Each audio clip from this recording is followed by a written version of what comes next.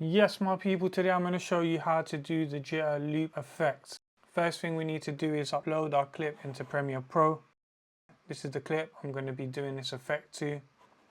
Now you need to find the point where you want to start this effect. It doesn't work on every single clip, so you always got to try and find the right point for it to work. So I'm going to start here. I need you to zoom into the clip and press C if you're on a Mac to cut your clip. I'm going to move forward 2 frames. And then we're going to cut it again. I'm going to repeat this process one more time.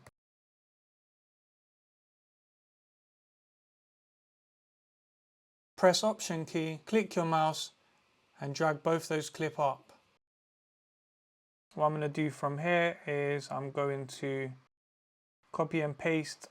If I press Command C, drag my needle there, Command V, and I'm going to paste this up into the point I want my clip to stop. So about here. I'm going to remove my clip underneath up into that point there. So yeah guys, have a look.